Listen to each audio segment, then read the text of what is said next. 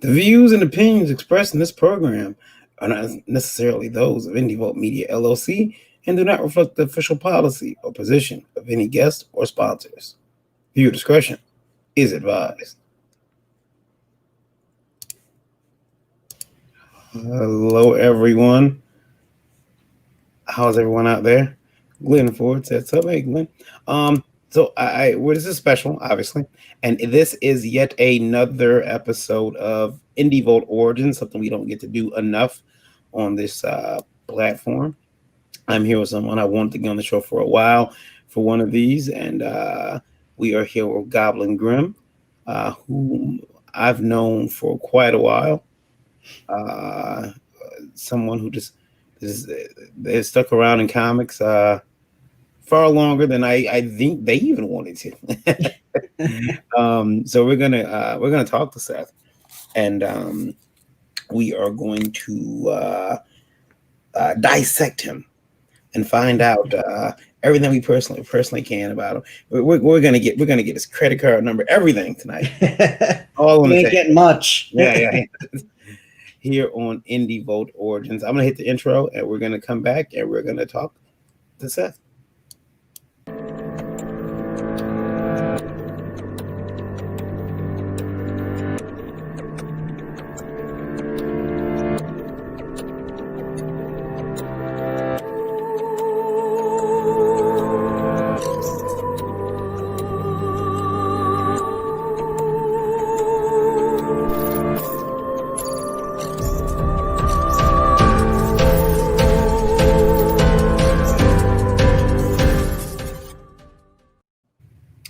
And we are back. Hello, everybody. I'm Varian Grant, founder of Indie Vault Media LLC. I am here with a special Indie Vault Origins with Goblin GRIMM, who I've known for quite a while. And I say Lola and I have known him for quite a while. This is one of the specials that I really wanted to get around to doing, and it was kind of impromptu. Because it was like, hey, man, let's do this. Yesterday we were going to do it, but didn't get a chance to. So here we are today. We're going to get this knocked out. And I mean, Seth is someone that if you have gone to a Comic-Con, I would say a Comic-Con in Michigan, especially, you've seen Seth at some point walking around or standing behind the table. I will say this. Seth is probably number 3 on the list of people who are never at their table when I go by. We'll get because you're coming by. I see you coming, and I duck down behind the table. Yeah. Right. Number 1. Yeah, I may be number 1. Yeah. I'm looking for everyone else, and that's the problem. So, Seth, born in 1984. Would it be safe to say you were born with a pencil in your hand at all?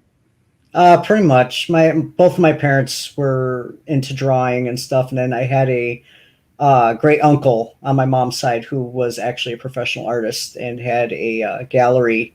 I don't exactly remember where in Michigan it was, but he actually did have a gallery and everything. Mm-hmm. And was that something that you because like when I was a kid, I started drawing because my aunt refused to draw for me anymore. So was it like drawing your favorite characters from cartoons, or just copying books? What was that about? Was that what you did, or was it just your own creations? It was mostly drawing My Little Ponies and unicorns and G.I. Joes and stuff like that back then. And then about 8 years old, I got into comic books. Sorry, I didn't throw a pen at a cat. He was getting into my plants. There's I remember drawing scenes from movies over and over and over again as a kid, and the more violent the movie, the more I drew it. So Transformers is something I drew, but talking about RoboCop and Terminator, just drawing scenes from those as violent as I possibly could. I was a violent kid. So yeah, you've done that. You got the book out. You got you're working on the book. Many years later, you're doing a comic book, and I I want to ask you when you first get your book in your hand. I always ask creators this. There's a certain rush that you get.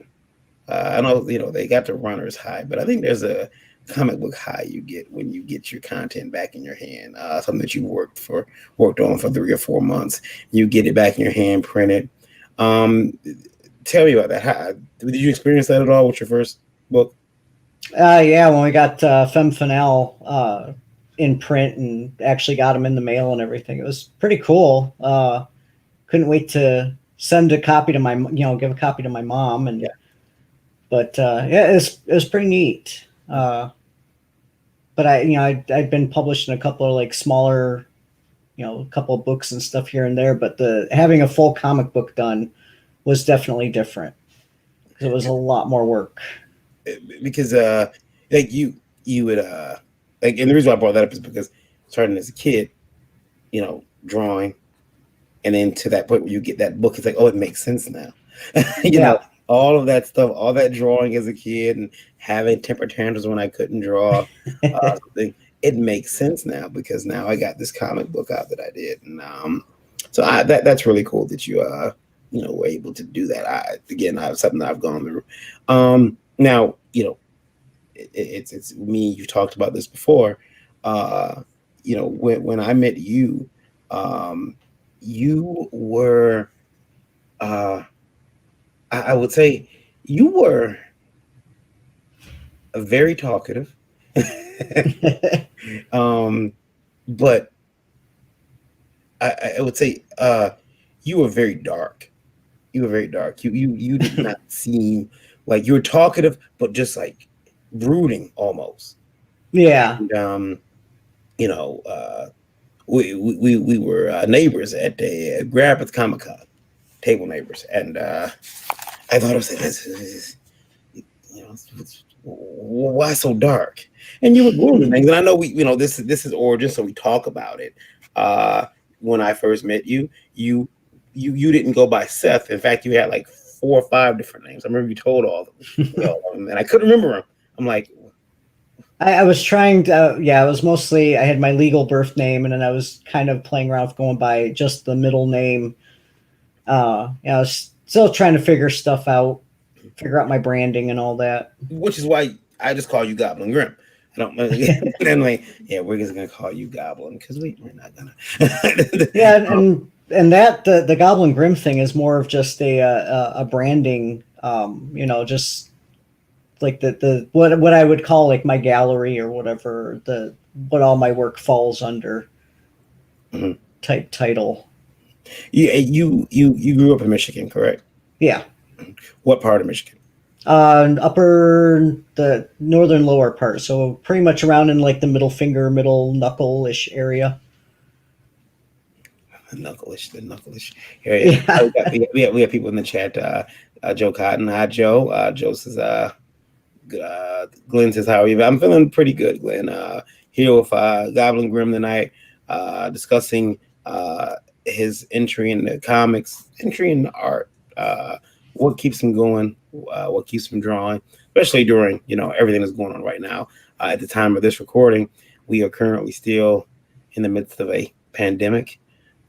So it's very end of August, and we're trying to make sense of this whole thing. Denny says, "I love your show. Hope everything is going well." Thanks, Denny. It is. It is. We're toughing it out. Here for special tonight. CM Booze says, "I drew a lot of ninjas, cars, robots, superheroes, etc." Yeah, I think we all started that way. And then Goblin said that it was My Little Pony and GI Joe Yep. together. Yeah, because my GI Joes usually rode My Little Ponies in the battle, See, yeah, and I that's also had Thundercats and all that too.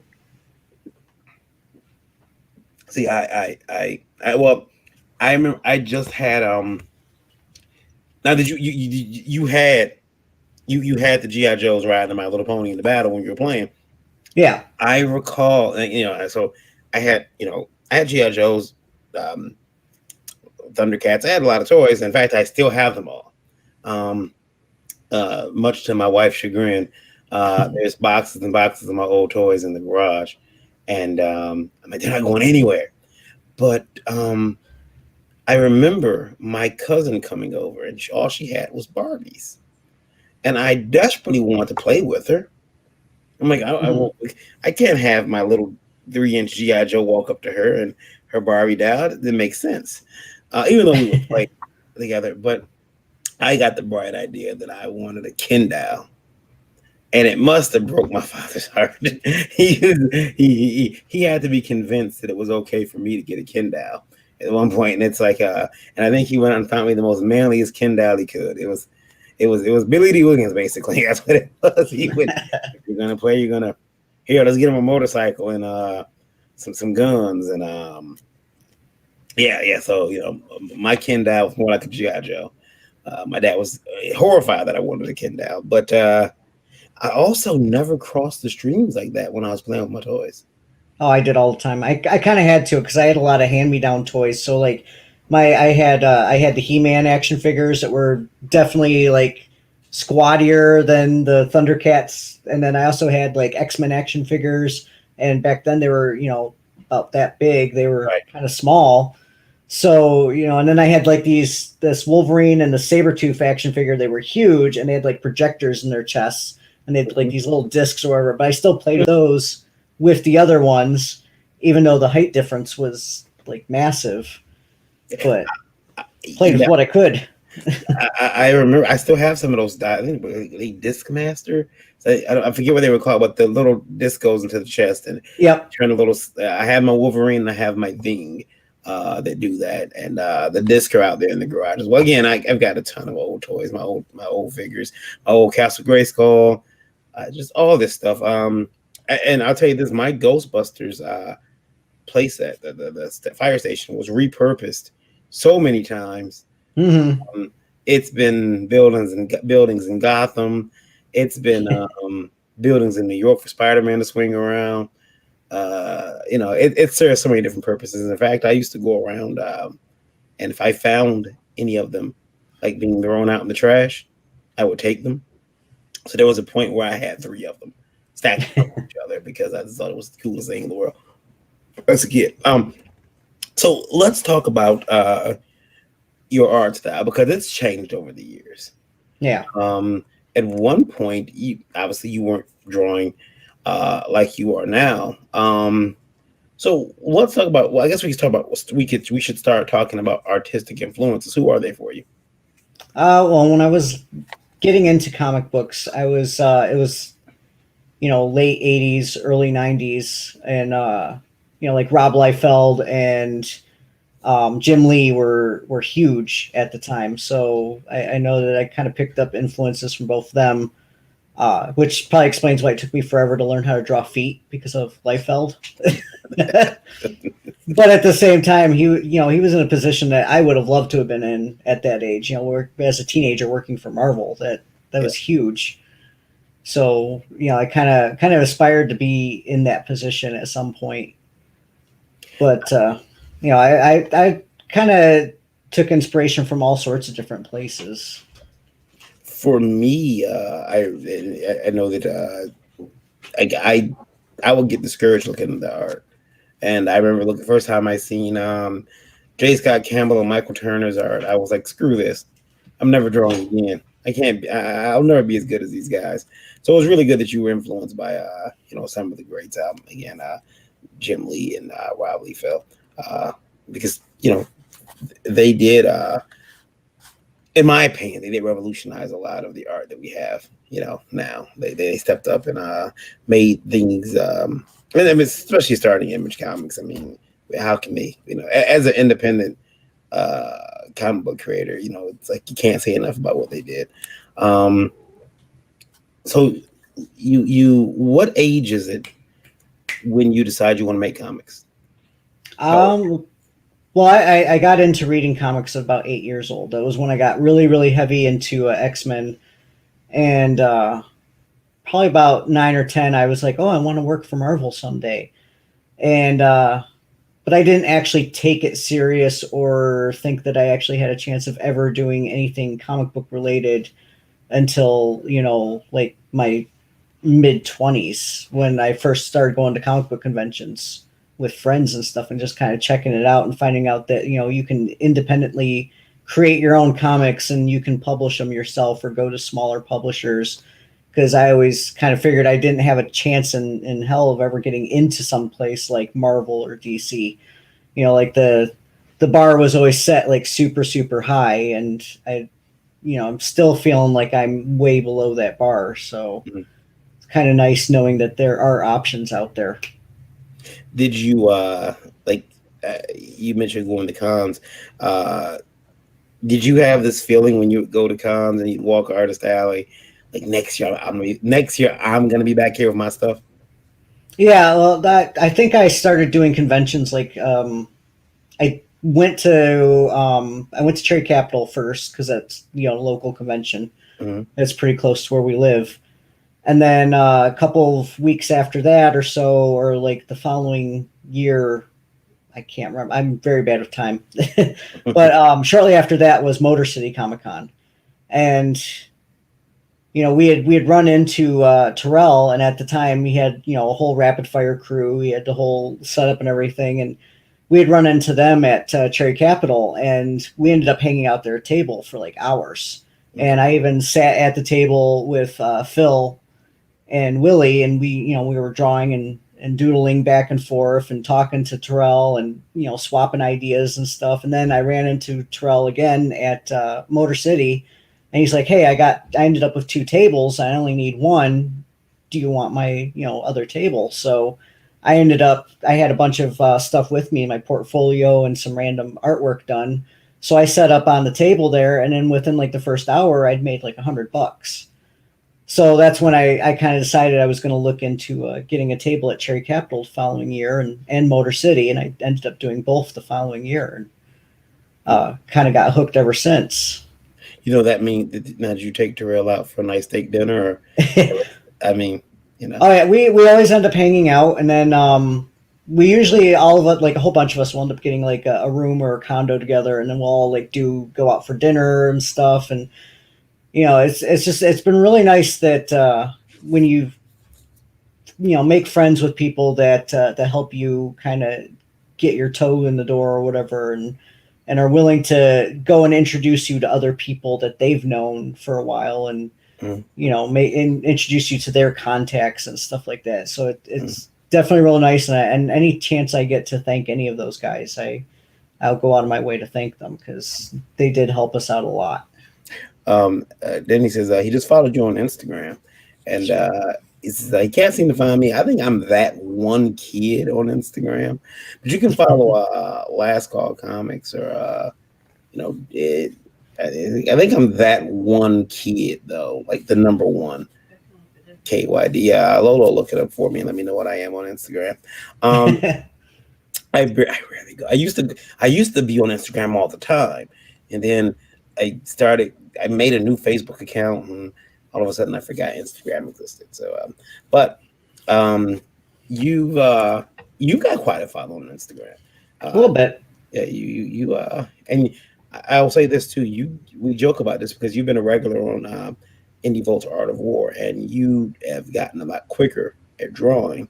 I'm talking about from concept to final colors because you hand color. Um, you've gotten very quick. Uh, does that as far as art goes?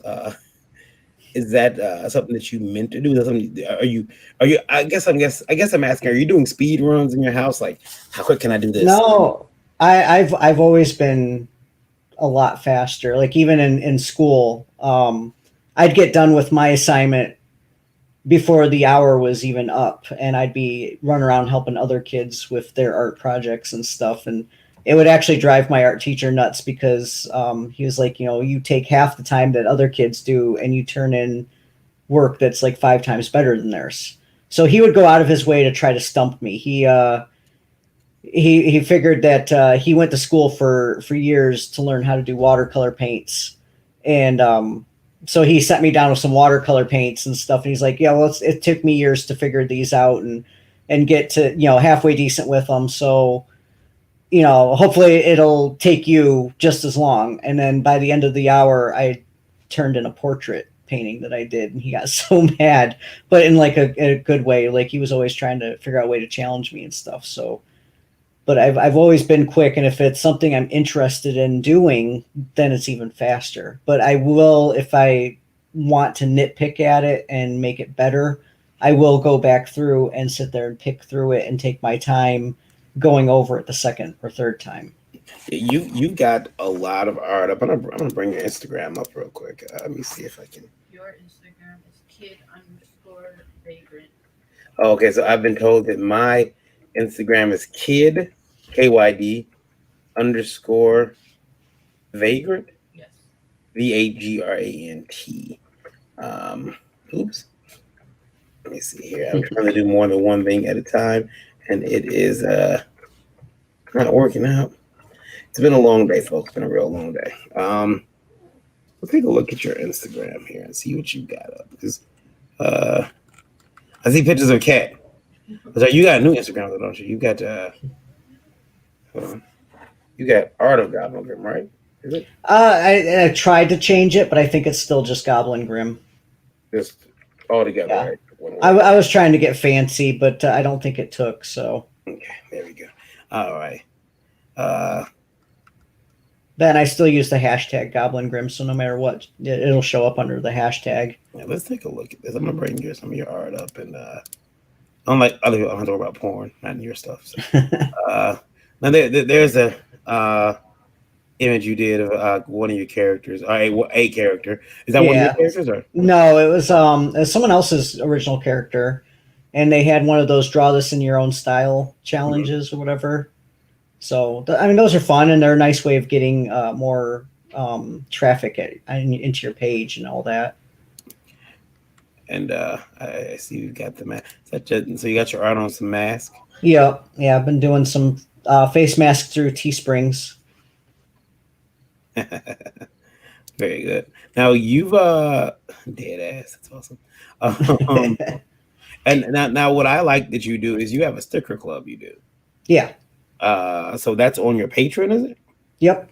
It starts at $5 a month on up. So any at the $5 mark on up will get the sticker of the month. Let's see here. Let's take a look at. Now this is one of your characters here. Yeah. Yeah. Now you've drawn this character here on Art of War before.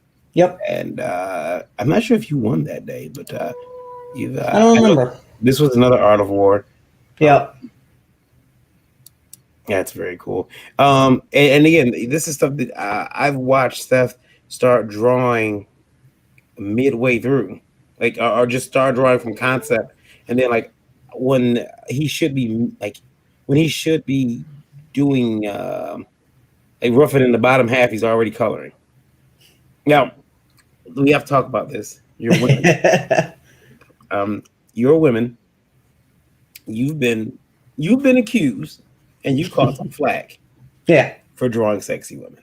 Yeah.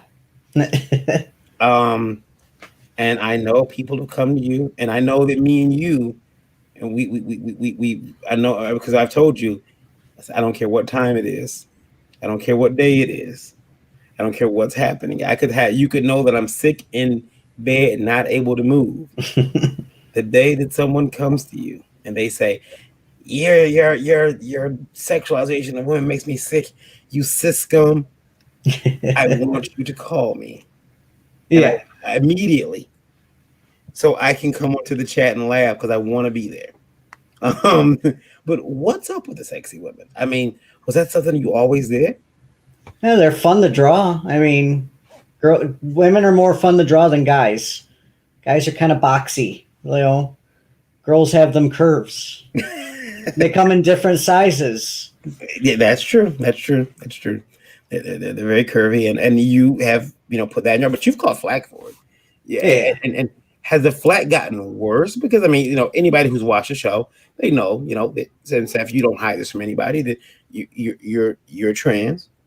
Yeah. Was it, did they accept it more when you um like presented as female than they do now, or what have you noticed a change? I shut down one person. God, I can't remember which platform it was. I think it was actually on Reddit. I had it was a picture of Savage Land Rogue that I had posted, and then somebody tried doing the "Have you ever seen a female body before?" I'm like, "Yeah, I own a mirror," and I shut them down. I let them know, like, I was born female. I was female up until, on all records, chemically, physically, and all that. Still female up until, just a few years ago. Like, and when it comes to, like chest size and all that, like, yeah, I was very well endowed. So, I know what they look like. You know, laying down, standing up, in water, whatever. I know what boobs look like. I don't think I've ever considered them in water. I'm gonna And have they to go float. investigate. They float. They do float. And that was like the whole joke that that mermaid I drew with the boobs like all up in her face floating like that. That was a conversation me and my friend Kara had when we were working at the tattoo shop together, talking about how big tittied mermaids would just not survive out in the wild. Like they would float to the top. They would get snagged in nets and stuff. Like they would not survive. That's why your mermaid's got to have little boobies. And we've got, I mean, I think that when you come down to, and if you got a lot of art here, you got like a ton of art. There's Copics, there's some of the stuff has been made into stickers.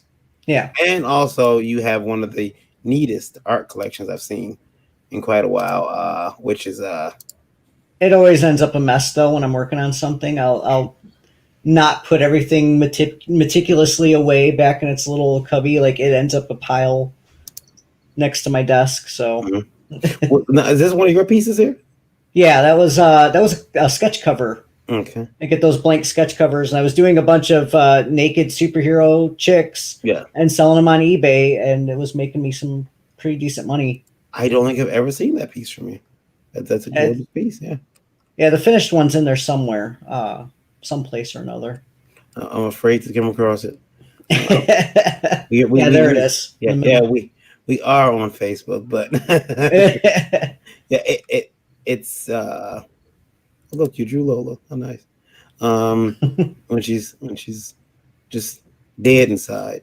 The boobs aren't big enough. Yeah, boobs gotta get a little bit bigger, but yeah, we could get some Photoshop. We can fix that. yeah, yeah, Balloon them up. yeah, yeah. We'll just pump air in them. Again, though, just someone who's been drawing for years, and I look forward to seeing what you do next. Now, let's talk about your in your makeup stuff. This is Yeah, I love new. doing makeup. Today you just posted another one. Like, can I put that up? I know what's up here. Yeah, it's I think it's up at the top. It was from today. It was opening day at the Halloween store. So I went and did my makeup. I sent a picture to my mom. It says, "Am I pretty now, Mom?" I'm waiting to hear back from her. Um, it looks like yeah, it took one to the face, man. That's what happens when you tell Karen to put her mask on. Have you decided to try to do? Have you tried to do any makeup for films?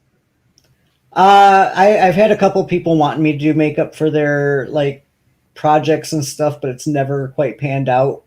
They've never really gotten too far with their project, Mhm. so it's never quite happened. Because of Indie Vote TV, I know a lot of filmmakers and who actually get stuff done. They just don't talk about it. They get it done. I'm gonna drop your name to a few of them if you don't mind. Yeah, I don't mind. Yeah, because sometimes I know they do a lot of film zombie stuff. Yeah, and Glenn asked, "When's the next Art of War?" Glenn, we're gonna bring Art of War back very soon. It's gonna be like a special. We got some things planned for it, so yeah, we're gonna bring it back. We haven't forgotten about Art of War. We haven't. So Seth, now you've been again drawing for years, creating for years. This year has been hard for everybody because this year no one's been able to really go out to any shows. How has that affected you at all, if at Uh, all?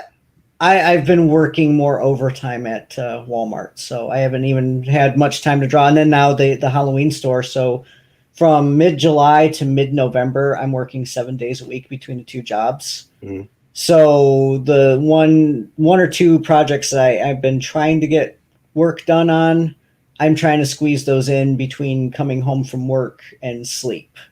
Right. So I have to put all my commissions on hold. I have a painting commission that I'm actually still kind of working on whenever I have the time. Um, Trying to get that done for a guy. But other than that, like I haven't had any time to do any kind of drawings. I have one sticker design that's also going to be going on a mask that I need to sit down and finish for my patrons for next month. So anybody that's in the sticker club for next month or whatever on my Patreon, not only do you get a sticker, but you get the mask that matches it. So I'm actually spending the extra money out of my own pocket to make these masks for my patrons who are in the sticker club starting at $5 on up because I want people to wear their masks so we can save Halloween this year. Ah, that's So cool. yeah, I'd like for kids to be able to go out trick or treating. Is that I'd like your for huh? is that your favorite holiday? Yeah, it always And has been. now that's where we kind of like that's where we have our separation. I'm a Christmas guy. Uh, yeah, she likes Halloween. Ah, I, humbug. I'm a Christmas person because here's the thing. And I've gotten into it with Halloween heads like yourself, Yeah. who say, "Oh my god, it's why am I seeing the Christmas stuff already? It's just the 1st of November." You MFers start posting up Halloween stores in July. And not just that, to show you how bad you guys are, you put your stores inside of the closed down remnants, the ruins of stores I used to like. So, you know, like, listen, I don't know who's doing the planning for these organizations, but sometimes it's about optics, okay? Don't move into the festering wound of Toys R Us 2 months after they close. Like, hey, we're here. It's like there was a Sears across the street you guys could have moved into. Why take over Toys R Us? But I do like the fact that Halloween stores will just move in, open up, and move out. It's very, very hoodish. It reminds me of Nino Brown just moving in, shutting down, taking up a house on the block, selling stuff out of it, then moving out. So what that is that well our store in particular it's private owned, so it's one guy. He's used to have multiple stores, but now we're just down to two stores. And what it boils down to is leasing, because Yeah, you're only going to be open for maybe about 3 months, and you have that a half a month for setup, and usually like a week for teardown. yeah, So what it boils down to is like trying to find a place that you can lease for a short term for just those few months. yeah, Most places they want you to lease out for the entire year, and there's no use in leasing a building for an entire year when you're only using it for 4 or 5 months out of that yeah. year. Exactly. Yeah. So it boils down to whoever owns that building that Toys R Us is in, they're willing to hoe out that building for that couple of months. So it's not the Halloween store's fault. It is. It is. They went there. They went looking. I look at. I've seen Ethan Allen's and Thomasville's, and every turned into Halloween stores, and you just drive past and look like you motherfuckers, you rotten. Ours is an old MC Sports building. See, We still see. have like a football and a tennis ball and stuff and a baseball on the front of the building. It Her, looks so weird. uh, Lola's brother and I used to refer to it as mixed sports because like there was no period there. So instead of being MC sports, we call it mixed sports because like it's a division of McDonald's. After you eat, you go work your fat ass out and buy some stuff. Um, yeah, I think for with it's funny that you're so talented with the art and with the makeup because I can't do makeup to save my life. I've tried. Um, I can't do beauty makeup. You see, yeah, see, Yeah. I used to do I tried doing Lola's makeup once, and she looked like like a clown. She really did. It was horrible. She was going to a gathering for with the Juggalos. Well, the funny thing is, that should have looked better doing that herself because she could do that makeup. But she once did the Juggalo makeup. She could do that fine. Yeah, I could I do that. yeah. Now, I remember you did the it was kind of meta. You did the the face app female thing. Yeah, And you did it. it And you was so posted weird it. looking. Yeah, and you were like, I didn't look like this when I was a female. No, no, I didn't look that cute. um, it's it's like, well, what is this? I did it, and I was gorgeous. I was like, holy crap, I date me. Um, Like my grandpa. yeah, yeah. Well, yeah. Um, I think that as far as your art is concerned, though, it just from what you started. I wish we had some old art. I'd show it what you started at and what you're capable of doing now. I'm Um, sure I got some really old stuff kicking around. I think Brandon, a good buddy of mine, actually gave me like a folder of some of my artwork from back when I was in like junior high, and it was horrible. and you've got art that you've done. I remember the old stuff versus what you got now is again leaps and bounds better. But you're still out there. You don't do many commissions for covers though, and I keep saying I gotta get a commission from you. I got a couple ideas. We'll talk about it.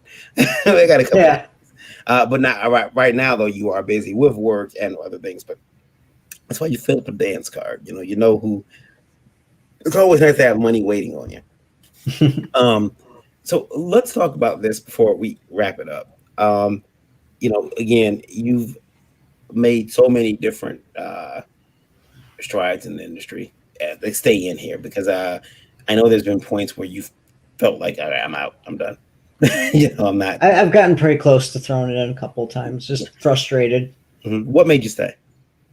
I keep drawing. I mean, I don't really know anything else. I like writing and all that too, but if I didn't have any kind of way to do any kind of drawing or anything like that, I probably wouldn't be around at all. Like I just like drawing. I have to be drawing something.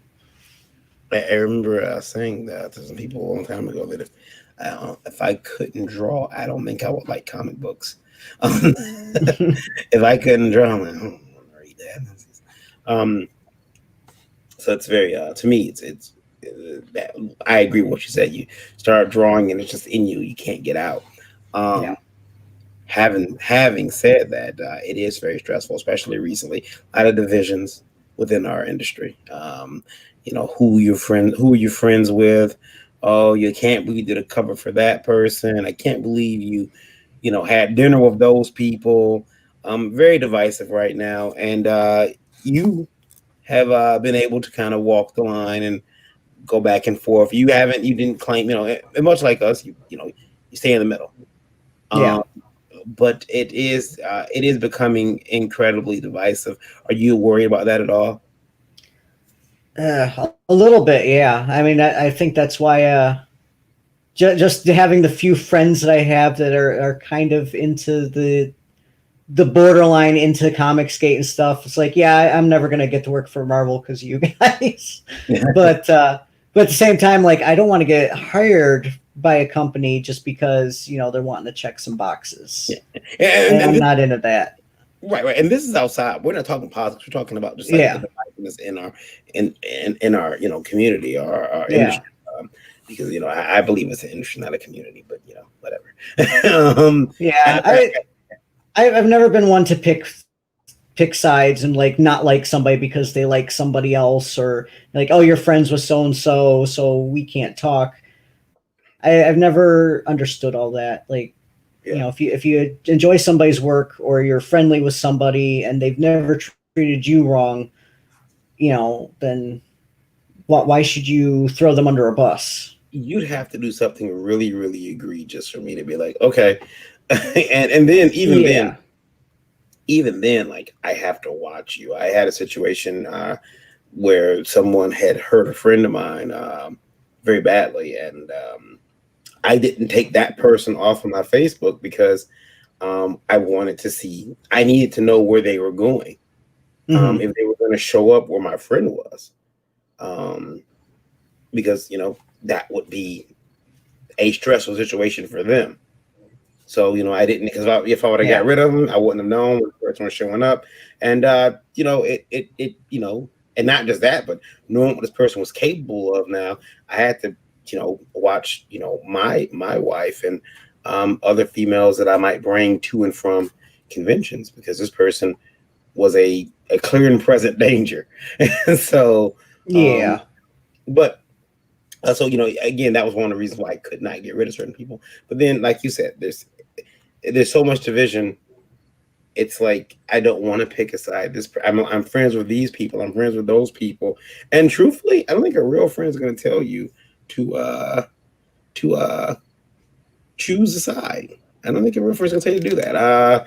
I've never been No. told to do it, and actually, I haven't been told. I've never been told to do that by one side of friends. The other ones have started to hint around to it, and I'm like, nah. um, Seth, it has been a joy to have you here with us tonight. As always, tell everybody listening where they can find more of your work at. I'm mostly active on Instagram these days. You can search the hashtag Goblin Grim with two M's. Find me either on Instagram. I think I might have used the hashtag on Twitter a couple times too. I'm really not on Twitter all that much. Mm-hmm. Twitter is just not all that interesting to me these days. Yeah. And I am on Facebook. I do have a page. It's linked to my Instagram and everything. So, and then on Patreon, I think I did change that as well to also be Goblin Grim. But there's also links on my Instagram for Patreon and all that. Cool. I want everybody to go check out Goblin Grimm. That's GRIMM, Goblin Grimm with two M's. Get some commissions, buy some prints, join that damn sticker club. Okay, join it. I've got some stickers. Awesome. Yeah, yeah. My stickers get taken. The stickers come into the Indie Vote office, and I don't see them. Yeah, this month I didn't have a sticker, so everybody actually got keychains. Ah, you see, Yeah. yeah. I will see the difference was I didn't join the. I didn't. Well, I will just send the money directly to you, like, hey, I need a sticker. But then when they would come, I wouldn't see them, and then they would show up on Lola's stuff, and it's like, Yeah. hey, that's mine. I happen to because unless you ordered one, and I know you didn't, you know, that's mine. Hand it over. Thanks for joining us, Goblin Grim, as well as our audience here tonight and people watching or listening on Indie Vote Radio. I want to thank you for being here with us tonight. This has been Indie Vote Origins. We've been here with Goblin Grim. We talked about how Goblin got into comics, why they stayed, why he won't leave. I've tried to force him out. He won't. And it's been a pleasure having him. Look forward to having him back on the show very soon, especially on Art of War. If you want to go check out Goblin Drawing, check out the Indie Volt's Art of War streams. He's on a whole bunch of them, just knocking out fantastic art. And that's pretty much it. We want to thank you for being here with us. JD Calderon, thank you. And that's it for us tonight. You guys stay happy, stay healthy. Check out Goblin Grim. We'll see you later.